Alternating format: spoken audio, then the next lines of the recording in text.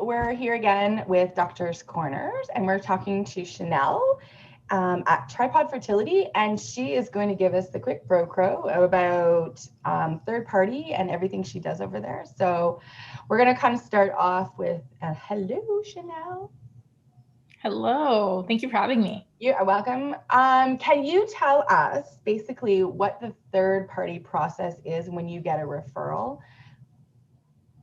Yeah, for sure.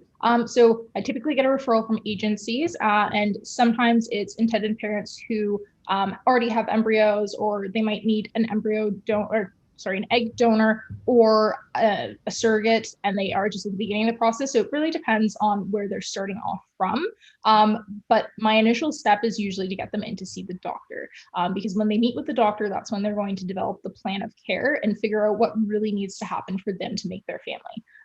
Sometimes intended parents are a little hesitant to go to meet the doctor right away, and they just want more information in the clinic. Totally fine, I understand. With those patients, I'm more than happy to set up a call with them. Typically, I go through a nice kind of with as much information as I can get from them. I'll make a personalized PowerPoint for them just to kind of take them through what the overall process is like. It's a very general presentation. And then they would have the option to move forward with meeting with the doctor, and then I can send them more specific instructions with what all of their next steps would be. Awesome. So what is your job over there aside from that?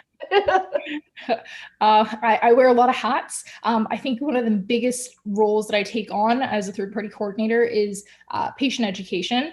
So just making sure that patients understand what the process is, what the timelines look like, where they should be going to get the services that they need.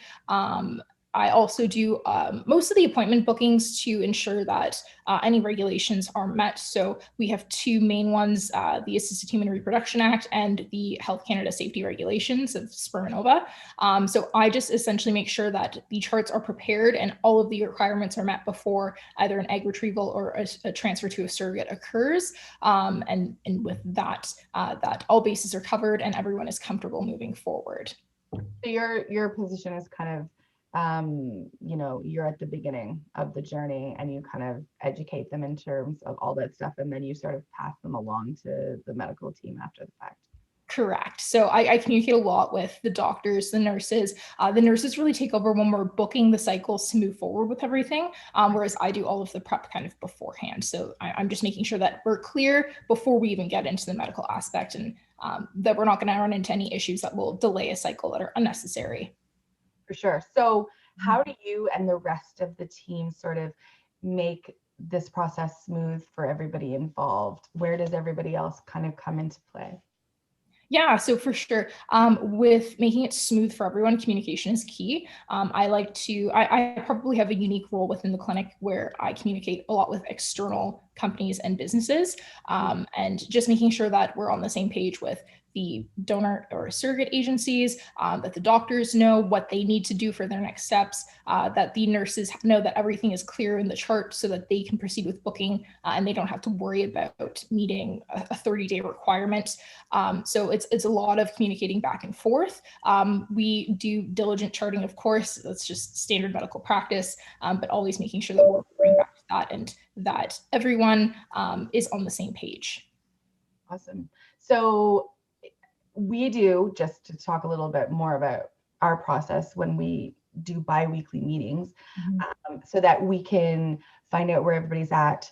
I found it so important to keep track, especially as the numbers of clients rise, and to be able to know where everybody is in their cycle, what's happening, does anybody have questions. And it's really been amazing to be able to connect with your team and discuss a lot about what we need to do, where the gaps are, if there's anything that we need to kind of push along to make things happen in a timely fashion.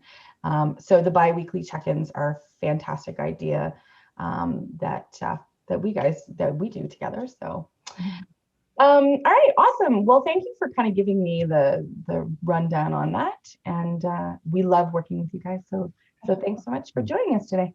Thank you. We love working with you too, and it was my pleasure. Talk soon. Bye. Take care.